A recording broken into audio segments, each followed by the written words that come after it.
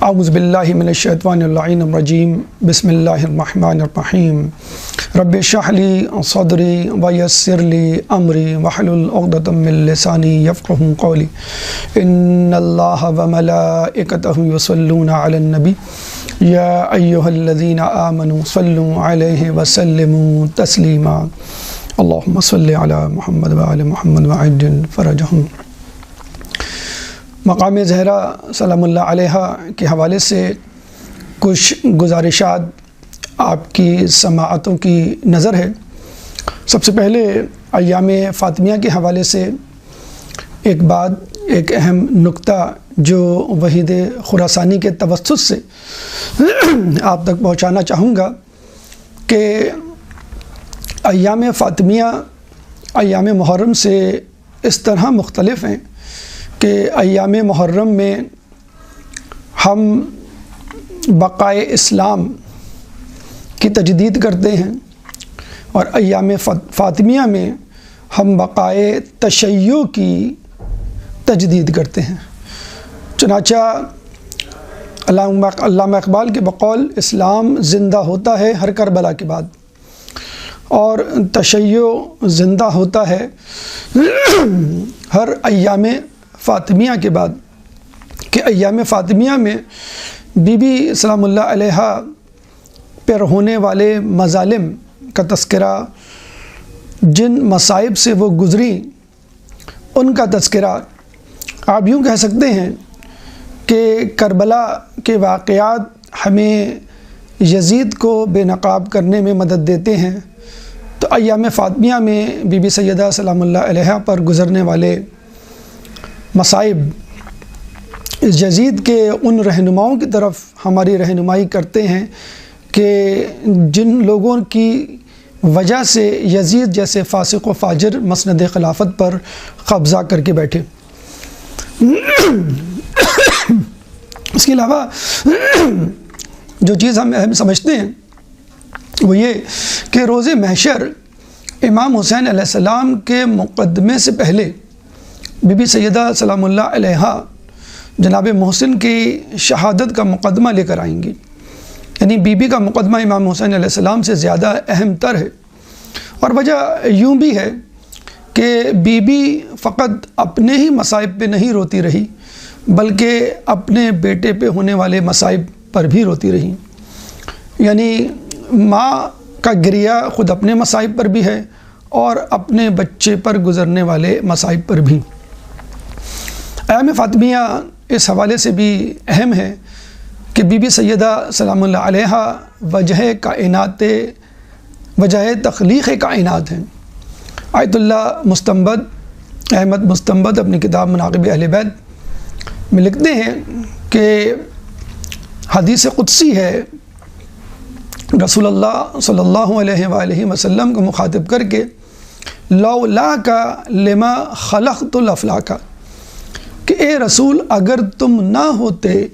تو میں کائنات تخلیق نہ کرتا۔ پھر خدا فرماتا ہے لولا علی لما خلقتک، اگر علی نہ ہوتے تو میں اے محمد تمہیں تخلیق نہ کرتا۔ پھر اللہ فرماتا ہے لولا فاطمۃ لما خلقتکما، کہ اگر فاطمہ نہ ہوتی تو میں تم دونوں کو تخلیق نہ کرتا۔ چنانچہ ہم سمجھتے ہیں کہ ایام فاطمیہ میں منایا جانے والا غم، ایام فاطمیہ میں تذکرہ کیے جانے والے واقعات سیرت فاطمہ اس حوالے سے بھی اہم ہیں کہ بی بی سیدہ کی ذات مقدسہ اس کائنات کی تخلیق کی وجہ ہے۔ لیکن اسرار زہرا کو درک کرنا ہر کسی کے بس کا کام نہیں۔ ہم دیکھتے ہیں کہ سورہ قدر میں جب اللہ فرماتا ہے اِنَّا أَنزَلْنَاهُ فِي لَيْلَةِ الْقَدْرِ وَمَا أَدْرَاكَ مَا لَيْلَةُ الْقَدْرِ، کہ ہم نے اسے لیلۃ القدر میں یعنی قرآن کو نازل کیا، وَمَا أَدْرَاكَ مَا لَيْلَةُ الْقَدْرِ، تمہیں کیا معلوم لیلۃ القدر کیا ہے؟ تو لیلۃ القدر سے مراد بی بی سیدہ سلام اللہ علیہ کی ذات بھی ہے ایک مصداق مفسرین کے نزدیک۔ چنانچہ جس طرح شب قدر کو درک کرنا مکمل طور پہ ممکن نہیں، اسی طرح بی بی سیدہ سلام اللہ علیہا کی ذات کو درک کرنا مکمل طور پہ ممکن نہیں۔ اور عجیب مماثلت ہے اس حوالے سے شب قدر اور سیرت سیدہ میں کہ شب قدر کو اللہ تعالیٰ نے 3 راتوں میں چھپا رکھا ہے، 21، 23 اور 25۔ اسی طرح آپ کی تاریخ شہادت بھی 3 تاریخوں میں پنہاں ہے، یعنی رسول اللہ کی شہادت کے 40 دن بعد ایک روایت کے مطابق، رسول اللہ کی شہادت کے 75 دن بعد دوسرے دن بعد دوسری روایت، اور ایک روایت رسول اللہ کی شہادت کے 75 دن بعد۔ اور یہی نہیں بلکہ آپ کی جائے تدفین بھی 3 جگہوں پہ پنہاں ہے، یعنی جنت البقیع، حجرہ رسول اور ریاض الجنہ۔ جو بھی ظاہراً اپنے آپ کو مخفی رکھنے کی کوشش کرے تو اللہ تعالیٰ خود اس بی کو اپنے اسرار میں سے ایک سر، ایک پوشیدہ خزانہ کیوں نہ قرار دے۔ ہم دیکھتے ہیں کہ مباہلہ میں جب بی جاتی ہیں تو بی کے آگے نبوت نے ڈھال بنائی ہوئی ہوتی ہے، اور بی کے پیچھے امامت کی پشت پناہی یا امامت کا جسے کہتے ہیں کہ محافظ پیچھے پیچھے آپ کے ہوتا ہے۔ جب مقدمہ فدق کے لیے جاتی ہیں تو 8 خواتین محجبہ اپنی ہی قد و قامت کی اپنے ساتھ لے کر جاتی ہیں، حالانکہ سر تاپا محجبہ ہیں، لیکن اس کے باوجود اپنے ہی قد و قامت کی محجبہ 8 خواتین، تاکہ لوگوں کو شناخت کرنے میں مشکل ہو کہ ان میں سے فاطمہ کون ہے۔ پھر ہم دیکھتے ہیں کہ جب رسول اللہ نابینا صحابی کے ساتھ گھر میں داخل ہوتے ہیں تو آپ اندر کمرے میں جانے لگتی ہیں۔ رسول پوچھتے ہیں بیٹا اندر کیوں جا رہی ہو؟ میرے ساتھ جو شخص ہے وہ نابینا ہے۔ تو آپ فرماتی ہیں کہ میں تو نابینا نہیں، یہ ہے عظمت فاطمہ، یہ ہے مقام زہرا۔ رسول جب پوچھتے ہیں کہ بہترین عورت کون، تو جواب نہ ملنے پر سلمان فارسی بی کے حجرے کی طرف جاتے ہیں اور دیوار کے پیچھے سے پوچھتے ہیں کہ آپ کے بابا نے یہ سوال پوچھا ہے، اور اس سوال کا جواب دینے سے لوگ قاصر ہیں۔ چنانچہ بیوی جواب دیتی ہیں کہ بہترین عورت وہ ہے کہ جو کسی کو نہ دیکھے اور نہ ہی کوئی اس کو دیکھے۔ زندگی کے بعد بھی اپنی میت کی پوشیدگی یا اس کا حجاب اتنا عزیز تھا کہ آپ نے اسماء بنت امیس سے کہا کہ مجھے بہت شرم آتی ہے کہ جس طرح عرب میں ایک عورت کی میت کو کھلے آسمان تلے اٹھا کے لیا جاتا ہے، تو اسماء بنت امیس نے کہا کہ میں نے افریقہ میں دیکھا ہے کہ وہاں پہ لوگ اپنے عزیزوں کی میتوں کو تابوت میں چھپا کر لے کے جاتے ہیں۔ چنانچہ آپ نے کہتے ہیں کہ بی بی کے چہرے پہ پہلی مرتبہ مسکراہٹ آئی رسول اللہ کی شہادت کے بعد، کہ ان کو اطمینان ہوا کہ مرنے کے بعد بھی میرا پردہ برقرار رہے گا، حالانکہ بی بی پردے ہی میں ہوں گی کیونکہ کفن مکمل طور پہ ڈھانپا ہوا ہوتا ہے مردے کو یا میت کو۔ چنانچہ آپ نے کہا مجھے بھی اسی طرح کے ایک تابوت میں لے جانا تاکہ میرا جسم میت کوئی نہ دیکھ سکے۔ تو بی بی ایک ایسا خزانہ ہے کہ جس کو اللہ نے بھی چھپا کے رکھا اور بی بی نے بھی چھپانے کی کوشش کی، لیکن اگر کوئی شے خود نور ہو تو وہ خود تو چھپ سکتی ہے، لیکن آس پاس کی چیزوں کی شناخت کا ذریعہ بن جاتی ہے۔ روشنی، شمع یا بلب یا چراغ کی روشنی خود تو نظر نہیں آتی،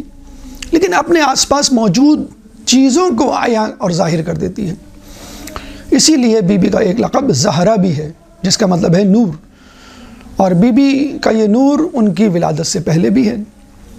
ان کی ولادت کے بعد حیات طیبہ میں بھی عیاں ہے، اور ولادت کے بعد بھی اس نور کی حکایتیں روایتیں موجود ہیں۔ ولادت سے پہلے بی بی کے نور کے بارے میں کہا جاتا ہے کہ جب اللہ تعالیٰ نے اس کائنات کو پیدا کیا تو بی بی کا نور اس وقت تک پیدا نہیں ہوا تھا، تو ایک دم سے کائنات میں اندھیرا چھا جاتا ہے۔ جب فرشتے پریشان ہوتے ہیں کہ بھئی اندھیرا چھا گیا ہے اور ہمیں کچھ نظر نہیں آ رہا، تو اللہ تعالیٰ پھر بی بی کے نور کو ظاہر کرتا ہے، یعنی نور تھا لیکن لوگوں پہ ظاہر نہیں تھا۔ چنانچہ جب نور ظاہر ہوتا ہے تو اس نور کی وجہ سے تمام اشیاء ظاہر ہو جاتی ہیں، انوار مقدسہ معصومین منکشف ہو جاتے ہیں، تمام کائنات آشکار ہو جاتی ہے۔ چنانچہ بی بی کا نور وہ نور ہے کہ جس نے کائنات کو منکشف کیا، جس نے کائنات کو دریافت کیا، جس نے کائنات کو آشکار کیا۔ پھر ہم دیکھتے ہیں ان کے حیات طیبہ میں ان کا یہ نور لوگوں کو مسحور کر دیتا ہے۔ ایک دفعہ صبح کے وقت مدینے میں ایک سفید نور سا طلوع ہوتا ہوا نظر آتا ہے رسول اللہ کے گھر کی طرف سے۔ اہل مدینہ بھاگتے ہوئے رسول اللہ کے گھر کی طرف جاتے ہیں اور پوچھتے ہیں کہ یہ نور کیسا؟ رسول اللہ فرماتے ہیں میری بیٹی فجر کی نماز ادا کر رہی ہے۔ پھر یہ لوگ واپس جاتے ہیں، ظہر کے وقت ایک زرد رنگ کا نور رسول کے گھر سے بلند ہوتا ہے۔ لوگ پھر دوبارہ رسول کے گھر کی طرف جاتے ہیں، رسول فرماتے ہیں کہ میری بیٹی ظہر کی نماز ادا کر رہی ہے۔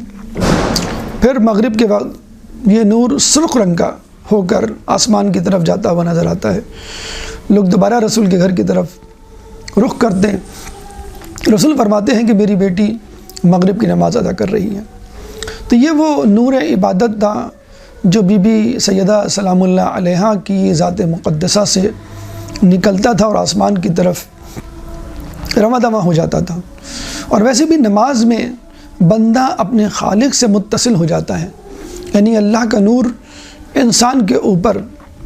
حاوی ہو جاتا ہے، جاری و ساری ہو جاتا ہے۔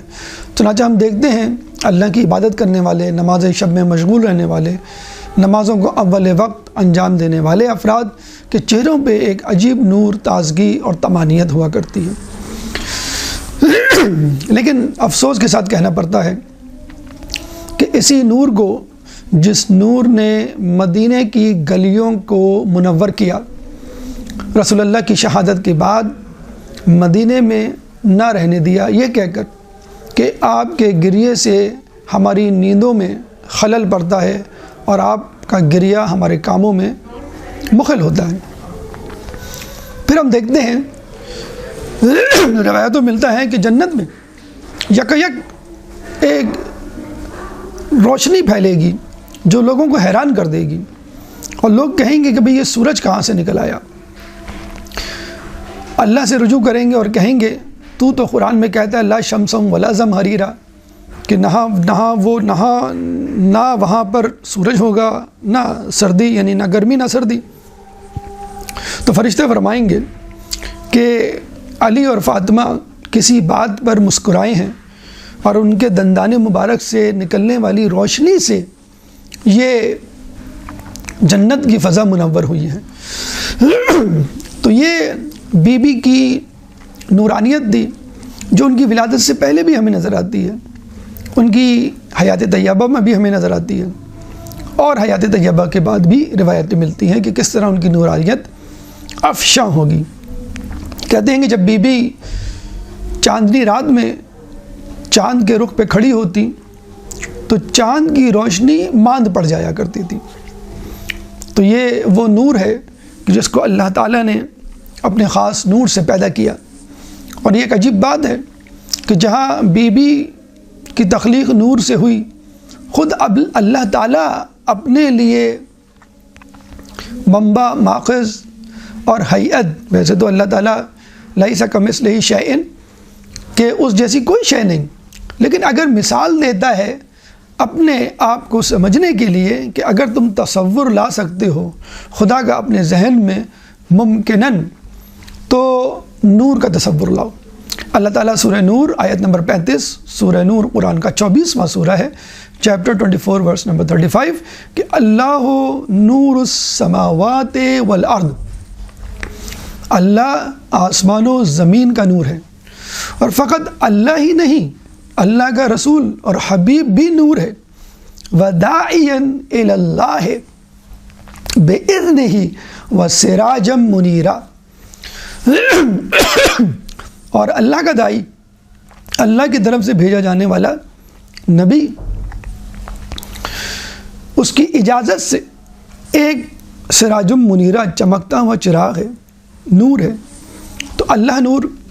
رسول اللہ کی ذات مبارکہ نور، اور بی بی سیدہ نور۔ اب یہاں پر یہ فیصلہ کرنا آسان ہو جاتا ہے کہ بی بی سیدہ سلام اللہ علیہا کی ذات کو سمجھنا مکمل طور پہ ممکن نہیں، کیونکہ ان کی تخلیق ایک نورانی تخلیق ہے، وہ زہرا ہیں۔ اسی طرح رسول اللہ کی ذات مبارکہ کو سمجھنا نہایت مشکل، مکمل طور پہ درک کرنا کہ وہ نورانی مخلوقات میں سے ہیں،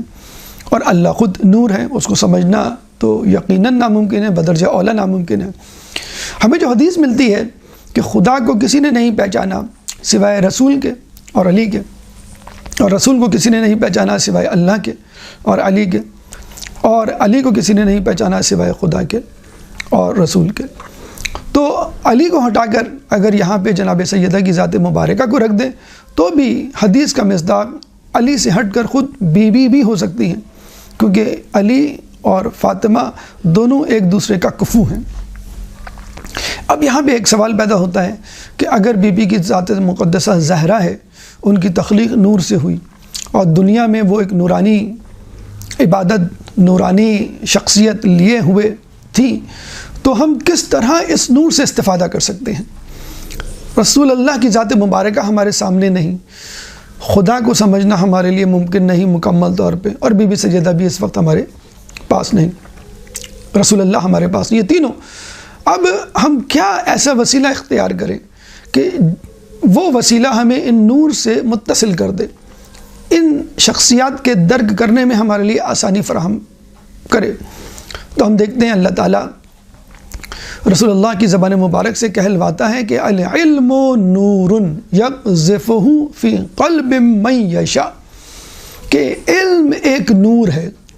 اور اللہ جس کے دل میں چاہتا ہے اس نور کو ودیعت کر دیتا ہے۔ یعنی علم سیکھنے سکھانے سے نہیں آتا، علم اس خلوص، اس ارادے اور اس نیت سے آتا ہے کہ جس کو لیے ہوئے انسان علم حاصل کرتا ہے۔ ورنہ اسرائیل میں پڑھنے والے اور پی ایچ ڈی کرنے والے افراد جو ہر سال 500 کی تعداد میں گریجویٹ ہوتے ہیں یا ڈاکٹریٹ کی ڈگری حاصل کرتے ہیں اپنی یونیورسٹیز سے،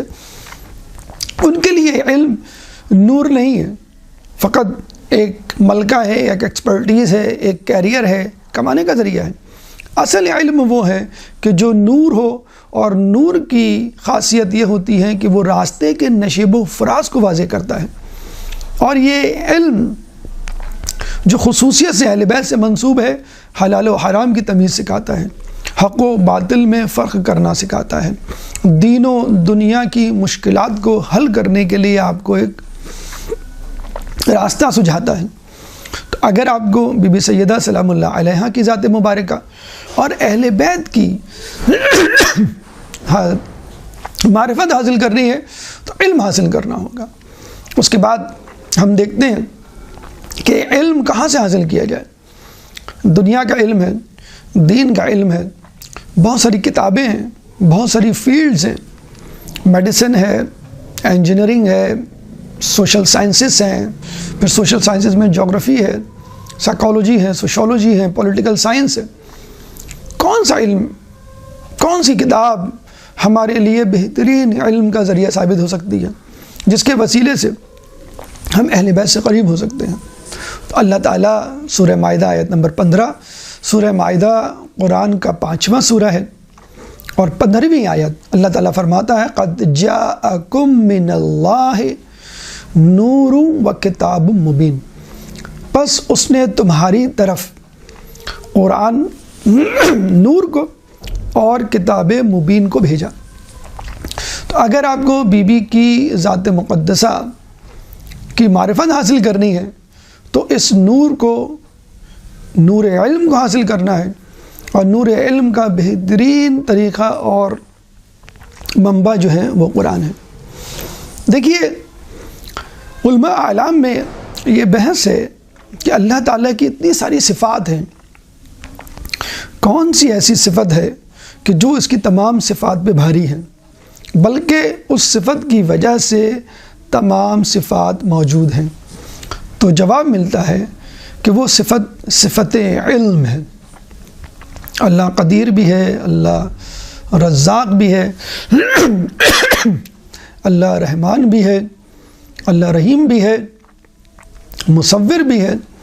وہ کون سی ایسی صفت ہے جو ان تمام خصوصیات پہ بھاری ہے؟ تو ہم کہتے ہیں کہ اللہ جو ہے وہ علیم ہے۔ اللہ کے پاس ایک ایسا علم ہے کہ جس علم کو اس نے حاصل نہیں کیا، جو علم ہمیشہ سے ہے، جو علم ہمیشہ رہے گا۔ بی بی سیدہ سلام اللہ علیہا کے حوالے سے ہمیں ملتا ہے کہ بی بی سیدہ ایک دفعہ اپنے گھر میں موجود تھی، مولا علی بھی موجود تھے۔ آپ نے مولا علی سے کہا کہ علی میرے قریب آئیے، میں آپ کو وہ کچھ بتاؤں کہ جو اب تک ہو چکا ہے اور جو کچھ قیامت میں ہونے والا ہے۔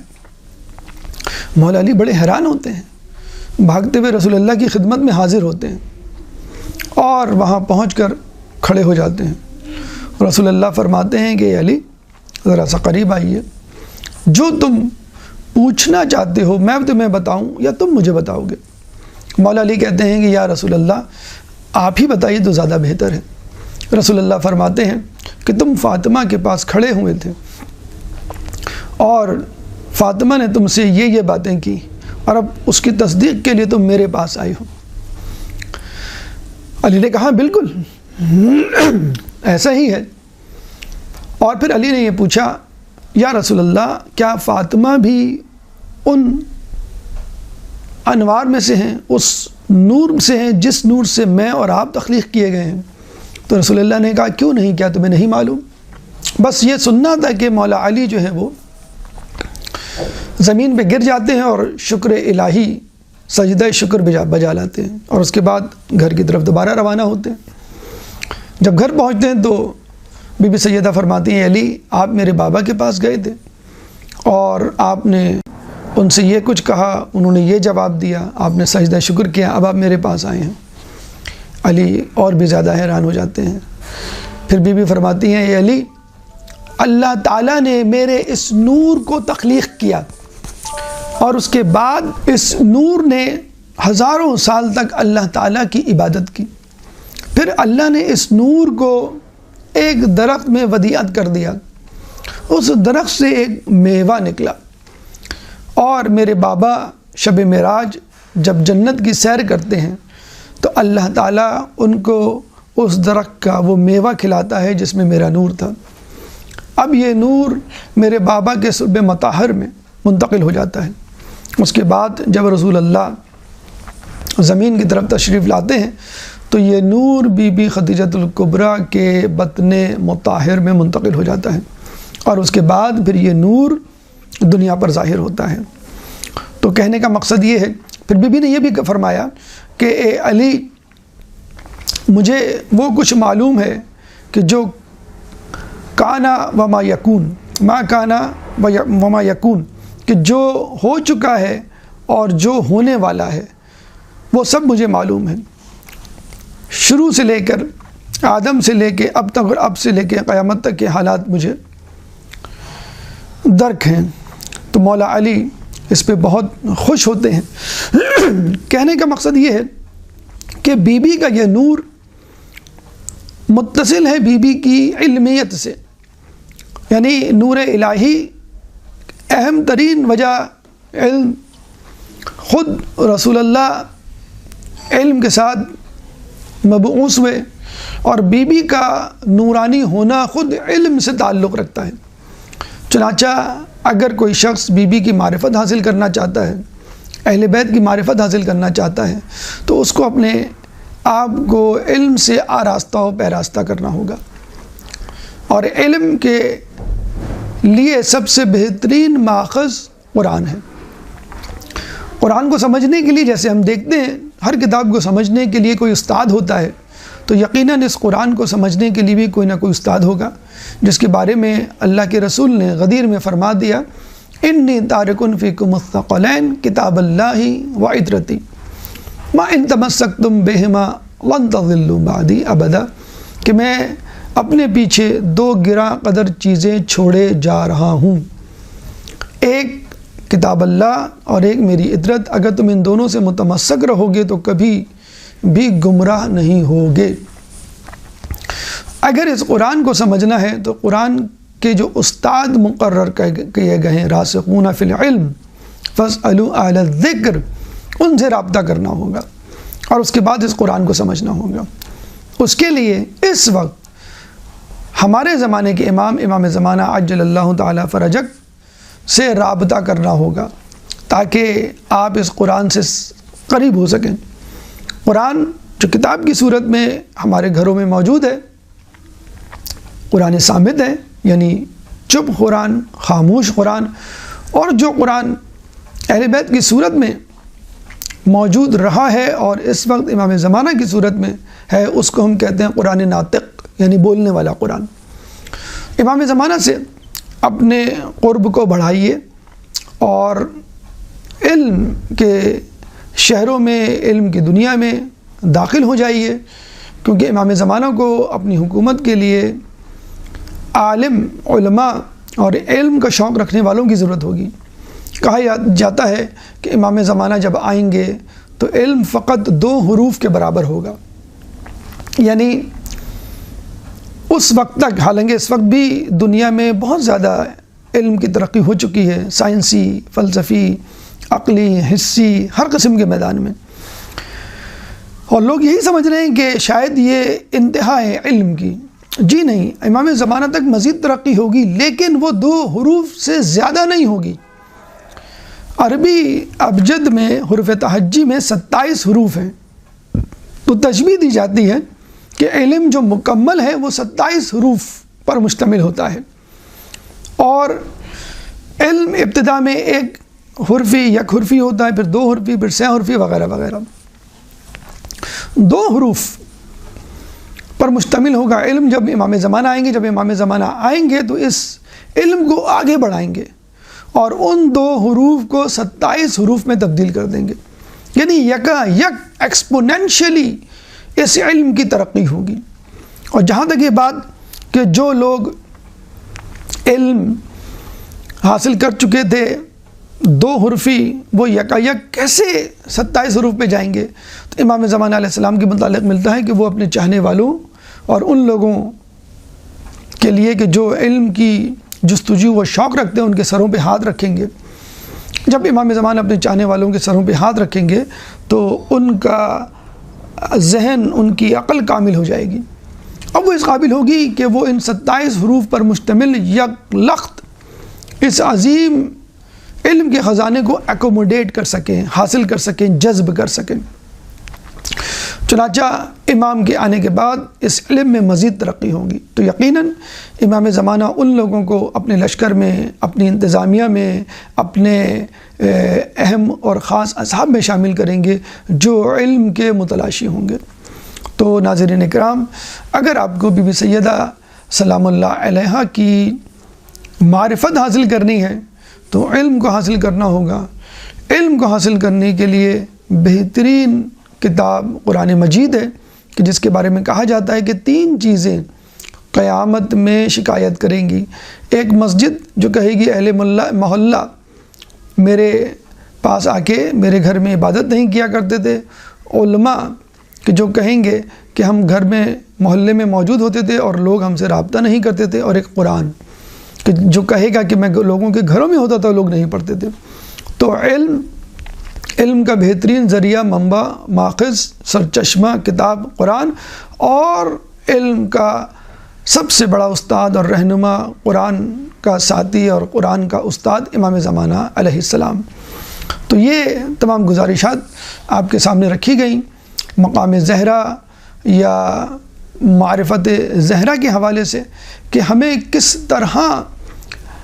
معرفت زہرا کو حاصل کرنا ہے اور ان تک پہنچنا ہے علم، قرآن اور امام زمانہ کے حوالے سے۔ اس ضمن میں جو رکاوٹیں آئیں گی ان رکاوٹوں کے حوالے سے بھی بات کرتے چلیں کہ معرفت زہرا میں احتیاط کیا ہے، اس احتیاط معرفت زہرا کا بنیادی نقطہ کیا ہے۔ اس راستے میں احتیاط یہ ہے کہ جناب زہرا سلام اللہ علیہا کے دشمنوں سے براءت کا اظہار کیا جائے۔ اللہ تعالیٰ جناب زہرا سلام اللہ علیہا کی اذیت، ناراضگی، اداسی، غم و حزن کے حوالے سے اتنا حساس ہے کہ کوئی مفروضہ، کوئی فرضیت بھی برداشت نہیں کرتا، کوئی مثال بھی برداشت نہیں کرتا۔ ایک دفعہ رسول اکرم صلی اللہ علیہ وآلہ وسلم کے سامنے ایک عورت لائی گئی جس کا نام فاطمہ تھا۔ چوری کی شہادتیں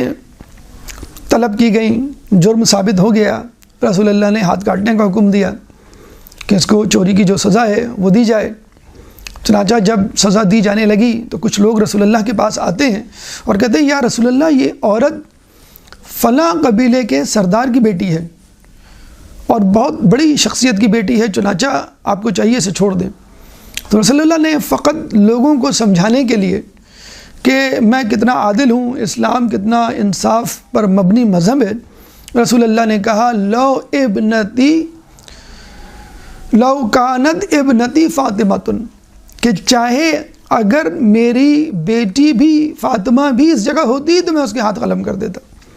یعنی چوری کی سزا دیتا اور کوئی دقیقہ فرگزاشت نہیں کرتا۔ تو کہنے کا مقصد یہ ہے کہ اللہ کے رسول نے بی بی کی مثال دی، اتنی بڑی مثال بتانے کے لیے کہ اسلام انسان پسندی کا مذہب ہے، اس میں کوئی اقربا پروری اور نیپوٹزم یا کوئی پرچی، کوئی کسی قسم کی جسے کہتے ہیں کہ کرپشن نہیں برداشت کی جائے گی۔ لیکن بہرحال یہ بالکل ایسا ہی ہے کہ آپ کسی فرما بردار نیک بچے کی مثال دیں اور اس کو کہیں کہ اگر تم نے بھی بدتمیزی کی یا شیطانی کی یا فیل ہوئے تو تمہاری بھی خیر نہیں، تمہیں بھی سزا ملے گی۔ اب وہ بچہ غمگین ضرور ہوگا کہ مثال دینے کے لیے میں ہی تھا، اور مثال اس لیے دی گئی کہ جب بہترین بچے کو ہم سزا دے سکتے ہیں تو ہم اس سے نیچے ابتر یا بدترین لوگوں کو سزا کیوں نہیں دے سکتے۔ رسول کا بھی مقصد یہی تھا۔ لیکن بہرحال جناب سیدہ سلام اللہ علیہا نے جب یہ بات سنی ہوگی تو تھوڑا بہت غم زدہ ہوئی ہوں گی، اداس ہوئی ہوں گی کہ رسول اللہ نے میری مثال کیوں دی، کیا میں ایسا کر سکتی ہوں؟ بحر الانوار کی روایت ہے کہ اللہ تعالیٰ نے جناب سیدہ کی اس ناراضگی، حزن و ملال کو درک کیا اور فوراً آیت نازل کی یہ بتلانے کے لیے کہ تم نے شہزادی کو ناراض کیا، چنانچہ اب شہزادی سے بڑھ کر کوئی شخصیت ہونی چاہیے جس کو میں ناراض کروں اور اس کی مثال دوں، جس کو دیکھ کے جناب سیدہ کو یہ جسے کہتے ہیں کہ تسلی ہو کہ چلو میری تو مثال دی گئی، مجھ سے بہتر آدمی کی بھی مثال دی گئی ہے، تو کوئی مذائقہ نہیں اگر میری مثال دی۔ اللہ تعالیٰ نے آیت نازل کی اور اللہ تعالیٰ نے فرمایا رسول اللہ کو مخاطب کر کے کہ لَإِنْ أَشْرَكْتَ لَيَحْبِطَنَّ عَمَلُكَ، کہ اے رسول اگر تم نے بھی شرک کیا تو میں تمہیں تمہارے اعمال کو حبط کر دوں گا۔ سورہ زمر آیت نمبر 65۔ سورہ زمر قرآن کا 39واں سورہ ہے، چیپٹر 39 ورس نمبر 65۔ لَإِنْ أَشْرَكْتَ لَيَحْبِطَنَّ عَمَلُكَ، اے رسول اگر تم نے بھی شرک کیا تو میں تمہارے اعمال غارت کر دوں گا۔ اب آپ دیکھیے رسول کہاں اور شرک کہاں۔ رسول تو وہ نبی ہیں کہ جنہوں نے کہا کہ میری امت کے حوالے سے مجھے امت کے شرک کرنے پر خدشہ نہیں، ہاں اس بات کا خدشہ ضرور ہے کہ میری امت مال دنیا، حب دنیا میں مبتلا ہو جائے گی۔ تو جس رسول کی امت کے شرک کرنے کا کوئی خدشہ نہیں تو اس رسول کے شرک کرنے کا کس طرح کا احتمال یا امکان پیدا ہو سکتا ہے۔ لیکن چونکہ فاطمہ کی ناراضگی کو کم کرنا تھا، ختم کرنا تھا، اس لیے فاطمہ سے بڑھ کر جناب سیدہ سے بڑھ کر ایک شخصیت کی مثال دی گئی کہ اور لوگوں کی دوسری بات، اگر تم نے بھی شرک کیا تو تمہارے اعمال میں ضائع کر دوں گا۔ اب اللہ تعالیٰ نے یہ دیکھا کہ میرا حبیب ناراض ہو گیا،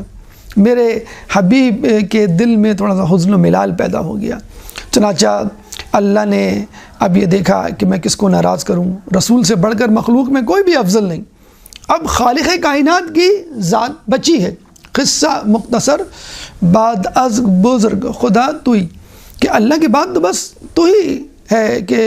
جو بزرگ ترین ہے۔ تو اب اللہ تعالیٰ نے رسول کے بعد اپنے آپ کو حزن و ملال کی کیفیت سے گزارنا بہتر سمجھا